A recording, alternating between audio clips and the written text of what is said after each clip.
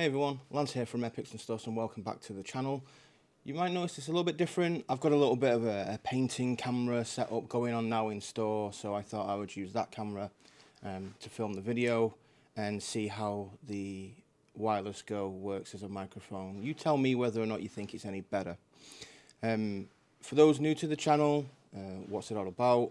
Well, at the moment the channel is going through opening a new hobby store and some of the day-to-day run-ins behind the scenes of that and my thoughts about all what's going on. But in this particular video, what I want to do is I want to address a comment that was left on one of my YouTube videos. Hence the name of this video, is the hobby dying, essentially. So what I'll do is I will read the comment and we'll go through a few points as to why I think it's wrong. And why this person might actually feel this way. So yeah, let's get to the comment. So this was left on one of my earlier videos. I think I was talking about just general day-to-day store life and stuff like that. So this is what the person put. Here's the problem. Your opening hours, Games Workshop prices and target customers. The prices are not exactly for younger customers. I don't know any schoolies who can afford a box of a unit for more than 100 Australian dollars. Initial investment to start an army can be more than 1,000 Australian dollars, whilst the Sony PlayStation 5 costs $799.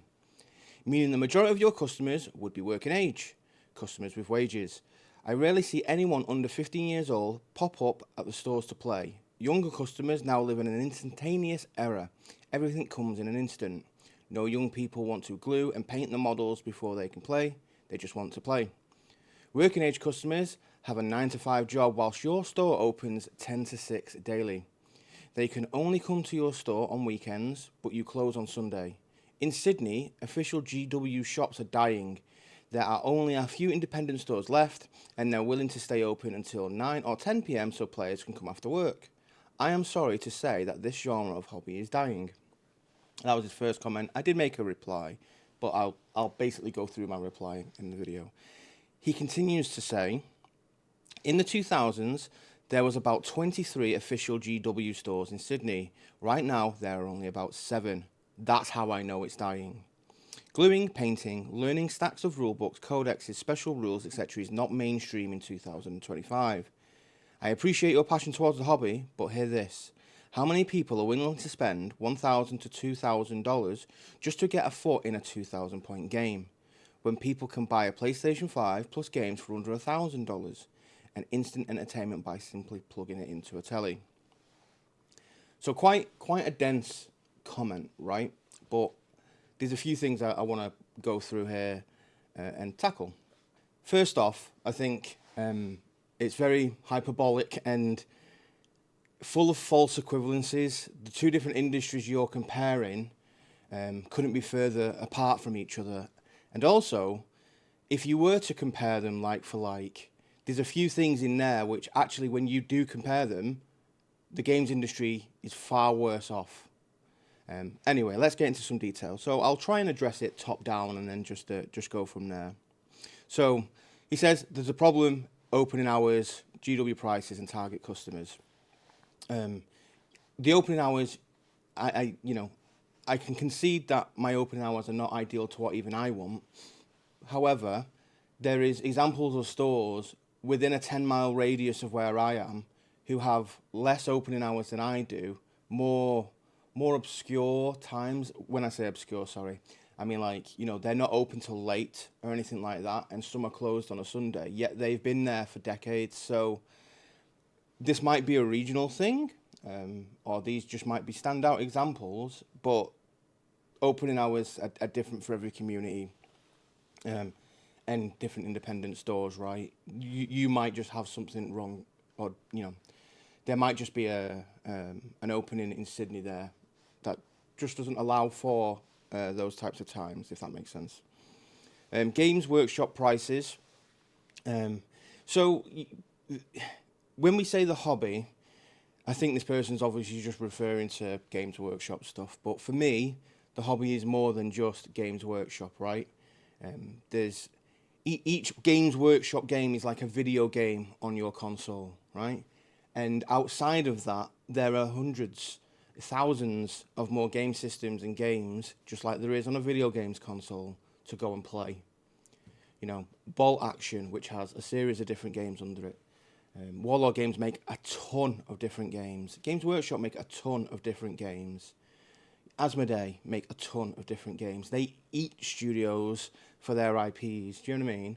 War Machine, Steamforged Games is prolific in the amount of games they put out and miniatures they make. Dungeons and Dragons, so WizKids, they make loads of different ranges of miniatures. You know, you've got Pathfinder, you've got Dungeons and Dragons, some which also bleed into the realm of video games and vice versa, right? In the past couple of years, two of the, you know, best tabletop games have been released as updated video games, right? So we've had Space Marine 2, an amazing game, yep. Do you think people played Space Marine 2 and didn't look at Warhammer and vice versa, you know, didn't look at Warhammer and then go and play Space Marine 2? Baldur's Gate 3, I think, is still the most acclaimed video game of all time, or one of them. You know what I mean? So that, do you think that just stopped dead at Baldur's Gate 3? Or do you think that fed into the tabletop? Or do you think many people from the tabletop played Baldur's Gate 3? I know me and my girlfriend did. So, you know what I mean? So there's, it's more than just Games Workshop, right? Target customers. Everyone is a target customer. Yes, there is some customers, some people refer to them as whales, or, you know, very hardcore, die-hard customers that spend a lot more in the hobby. But a customer to me can be, you know, an 8-year-old child or a 60-year-old veteran. Do you know what I mean? It doesn't matter.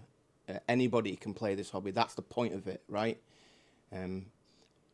Are they all going for 2,000 point Warhammer 40k games? Absolutely not. It couldn't be further from the truth. One of the first points in this is like, I don't see how any schoolers can afford a box of a unit for more than $100 Australian. Initial investment to start any army can be $1,000 Australian, and then you go on to say a Sony PlayStation 5 costs $799. So which is it? It's like, if they can't afford $100 Australian, how can they afford $799 Australian and a game? Yeah, you see what I mean? You, by the sounds of it, somebody else is going to purchase that for them, right? You know, when I was growing up, I was fortunate enough to have parents who worked hard enough to buy me games consoles and stuff like that as presents and gifts. So I'd imagine the same thing is going here. Case in point, 2 days ago, a Korean family came in and bought and purchased an introductory set for their son. So it's not always necessarily the child. The child, yeah, absolutely does not work, will not come in with hundreds of dollars or pounds to buy stuff. They will get purchase stuff. And he say initial investment to start an army can be $1,000 Australian. So I'm not too particular, you know, up on the conversion rates to Australian dollars, but the good thing about this hobby is you don't need to invest that much to literally get started. A starter set, a box, an introductory set, like that Korean family that purchased it the other day, in here is, what is it, £36.49. So, you know, that can get them started. They can play with that box, they can paint with that box, they can build with that box. It comes with everything you need to just literally start. If you don't want to play a game, if you don't want to start an army, you don't have to, right? If you want, you can just be one of those, and there's many hobbyists like this who come into the store who just make and paint. Or just, you know, they'll get miniatures pre-built and paint. So the good thing about this hobby is that there's a large delta from the bottom to the top with a spectrum of prices for people to get in on. Games consoles do a similar thing, right? You know, the Nintendo Switch Lite is a lot cheaper than the OLED, which is cheaper than the PlayStation 5, which is, you know, cheaper than the PlayStation 5 Pro, which is cheaper than the ultimate gaming rig, you know, worth £5,000-6,000, that type of stuff. So the fixation here on like saying like, oh, I need to invest massive money into a 2,000 point army, that is not false. It does cost a lot of money to get a good 2,000 point painted 40k or AOS army, But it also, the equivalent of that in the video games realm is somebody going out and buying like a £5,000 or $5,000 or whatever, you know, gaming PC with the latest graphics card, best processor, loads of RAM. Do you know what I mean? So not everybody wants to do that. Not everybody can do that. And that's why companies make all those different price points for people to enter. One of the next points is younger customers now live in an instantaneous era. Everything comes in an instant, so no young people want to glue, paint the models before they can play. So I don't know about you, but when I was brought up, like, craft was taught to us as like a thing that we should like embrace and enjoy. And I still see that nowadays. Absolutely, sometimes you just want to sit down, crack on a video game, or do something that is no fuss. Too true. But on the flip side, there are people out there who want to create, dabble, and have fun in that way as a release from other stuff. So it's unfortunately you generalize every single young person or person within the hobby wanting something instantaneous. You know, again, that can't be further from the truth. A lot of people do like painting. It's very therapeutic. Some people have a lot of fun. Some people get very creative with it. So yeah, I don't see how that can actually be true. And as with regards to like glue and paint models and stuff like that, well, GW does a range of push fit stuff now. You know, on the shelf here, WizKids, they're already pre-made. Most 3D prints, you know, you will not need to assemble. Like 99% of my prints are already pre-done. They're just one unit. They've been cleaned and prepped. You just need to prime and paint. And you can also pick up miniatures that are pre-painted. Again, WizKids does a lot for that. So, you know, again, these different segments and points of entry. It's not just, I need to glue and paint everything in this instance. All the opening time stuff, I get that. And I can see to it, it can, you know, it does definitely affect, especially in different regions. If this store is successful, or, it, you know, this store fulcrums on the fact of whether or not I'm open late, then, you know, I'll address that when the time comes. So far, touch wood, we've been doing just fine. So I'm sure stores can exist in places that have opening times like mine. Can they make more money if they were open later? No doubt, absolutely. I'm sure they can. But it doesn't mean whether or not they'll be a success. That's ultimately down to the owner in conjunction with the community around them, right? So he goes on. In the 2000s, there were about 23 official GW stores in Sydney. Right now, there are about 7. That's how I know the hobby is dying. Right, okay, so this has happened worldwide with every retail store pretty much on the high street, right?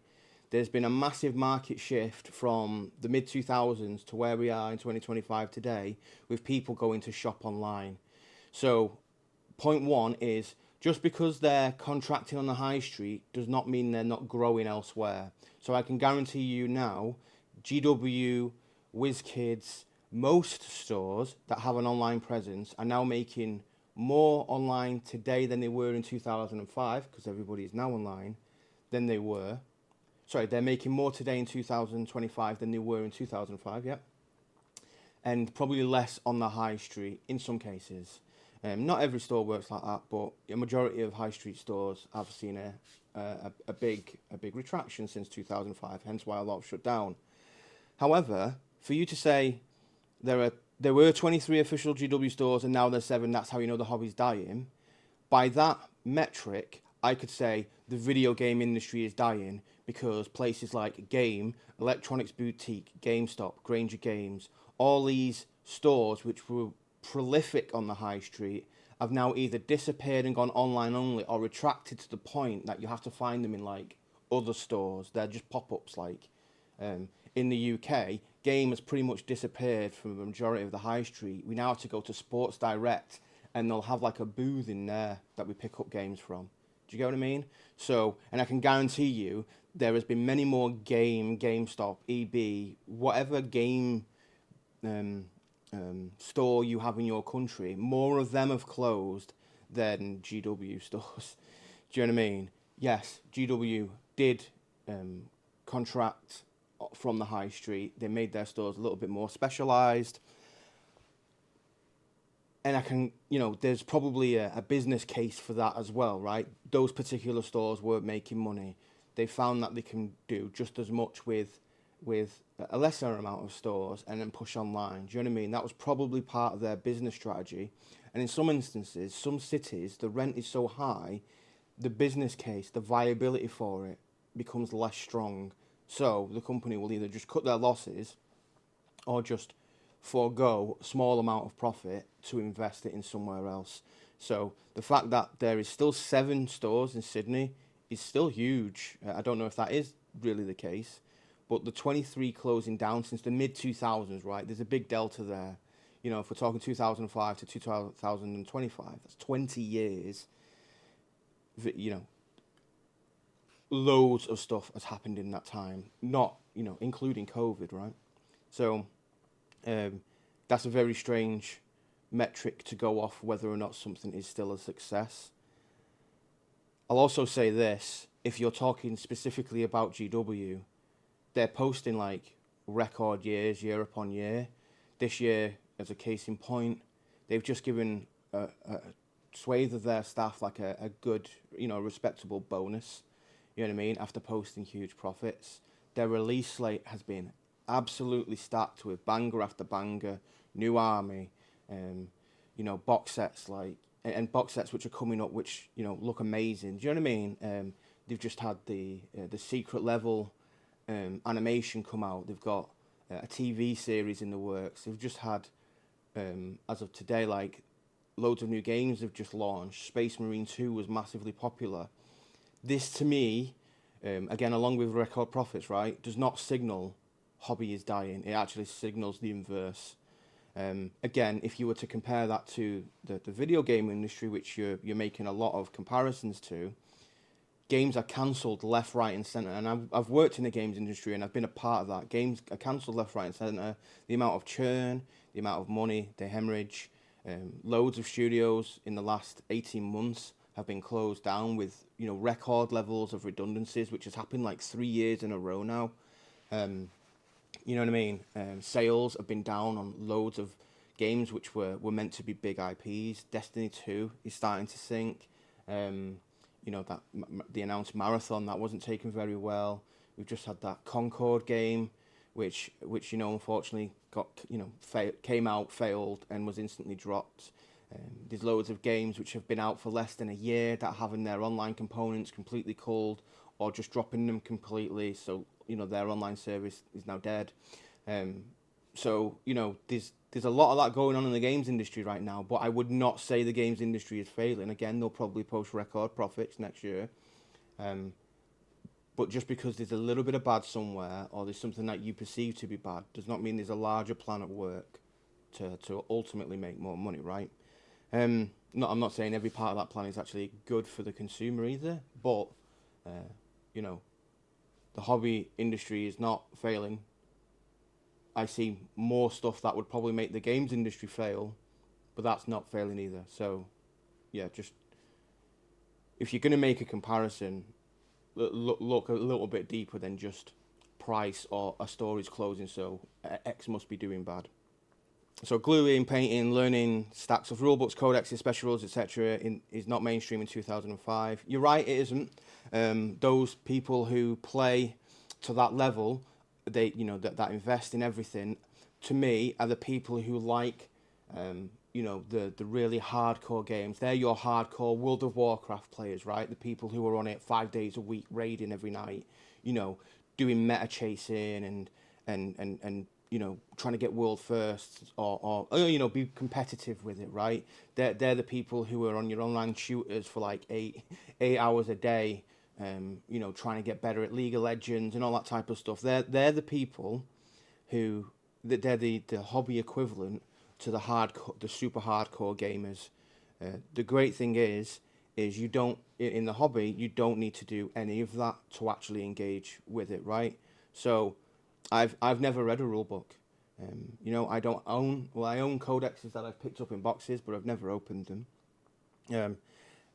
Yeah, special rules and stuff like that, but, you know, I'll gladly sit down, cut up a sprue, glue a model together and paint it, or I'll gladly design a model, 3D print it and then paint it, because that's the type or the part of the hobby I like to be invested in. You don't need to do all of that to get invested. And again, the same with Games Workshop products. That introductory box for newcomers, I know there's a lot of controversy around that box, and some people do and don't like it, fair enough, but that box does actually get you everything you need to just play. So you don't need to go super in depth with any of these, and there's more than just the GW stuff, right? So yeah, how many people are willing to spend 1,000 to 2,000 Australian dollars to get a foot in a 2,000 point game when you can buy a PlayStation 5 plus games for under 1,000 with instant entertainment? Again, not everybody wants instant entertainment. You know, to keep playing video games, you typically need to reinvest in more video games, right?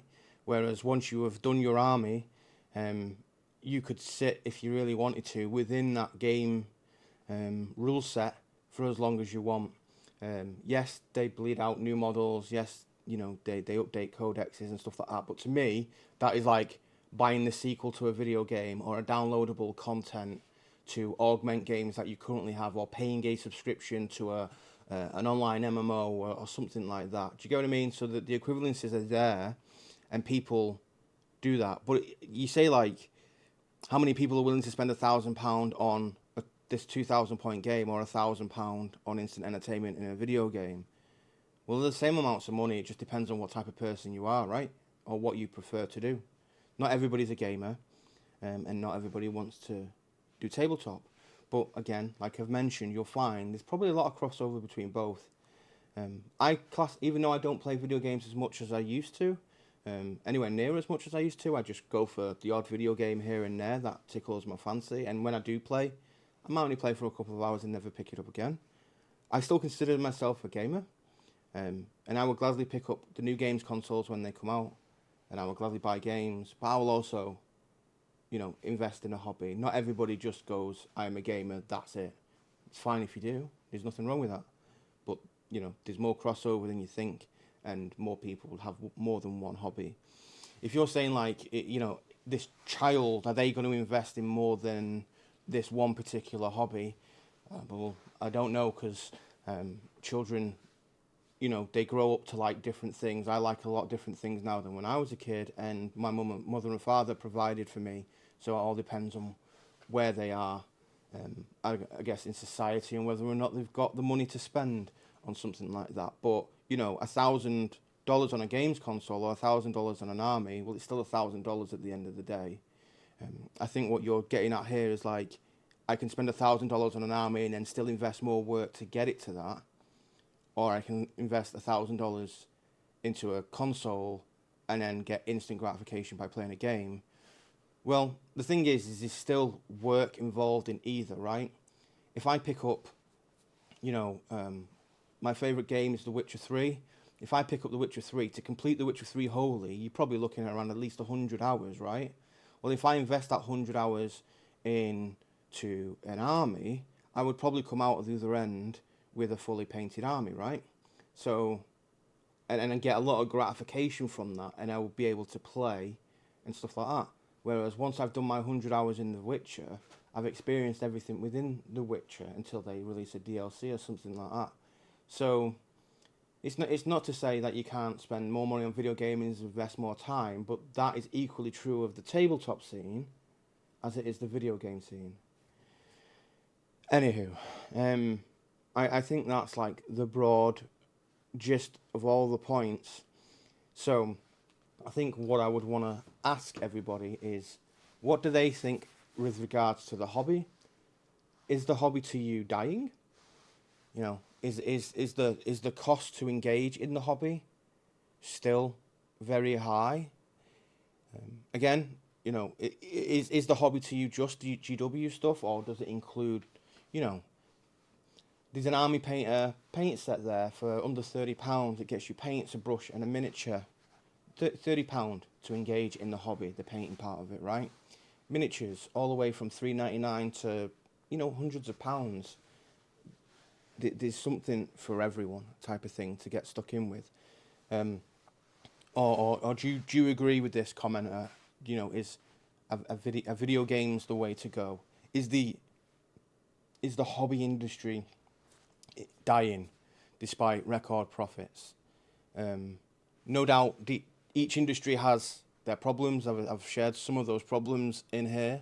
You know, the supply of tabletop games, the cancellation of other games, you know, the protection of physical media, having to paint stuff. Yeah, there's investment, there's bad stuff about each, but there's a lot of good about each.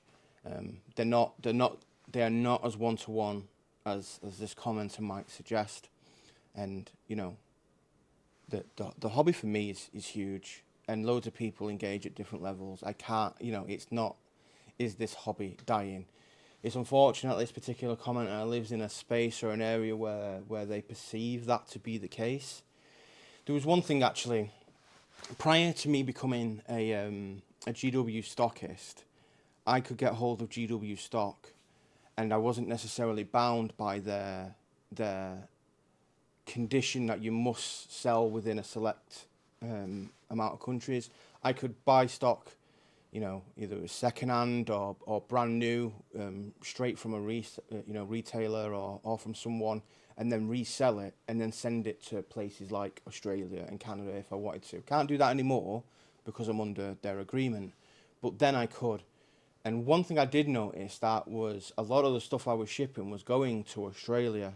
So, you know, Australia is probably the furthest country, if not one of them, from the UK, where a lot of GW stock in particular, also I think Warlord Game stuff, is made in Nottingham. So it could be the case that them getting hold of it in Sydney or in parts of Australia, it could actually be tough going, right? So it becomes a regional thing. But in the UK, and I'm sure in the US, despite the tariff stuff, for the most part, Canada, I believe it's doing really well, right? So maybe it is regional, and I'm sorry if that is the case, because that's unfortunate if it is. And, you know, GW's agreements and some other companies' agreements stop us from actually exporting goods to your country. You have to get it direct from independent retailers there or from GW themselves. I'm sure it's due to some economic reasons, pressures, tariffs and stuff like that. So that's unfortunate. And if that is the case, then, you know, sucks to live in Sydney in that or in Australia in that sense, which is a shame. And I hope that isn't the case. I hope this is just some hyperbole. If you live in Australia, tell me what it's like. Can you easily get access for good prices, stuff that is GW and also other stuff that's outside of GW's remit? What's the hobby like there? I'd love people to engage and comment on this because it's really intriguing. I don't think the hobby's dying. What do you think? Anyway, I'll leave it there. I've rambled on for more than long enough. If you could tell me, does the quality of the video look better? Does it sound better? You tell me. Like, subscribe if you find this interesting or engaging in any way, shape or form, or you want to continue, you know, supporting us and you know, following the hobby store journey. www.Epics'N'Stuffs.com. You can purchase from us, right? And, you know, we'll send you the goods. That's one way to support. There's our Patreon, Patreon/Epics'N'Stuffs, and you can get free STLs to print yourself. And there's also My Mini Factory where you can buy some STLs and all that good stuff. Anyway, I'll leave it there. Thanks for watching. Speak soon.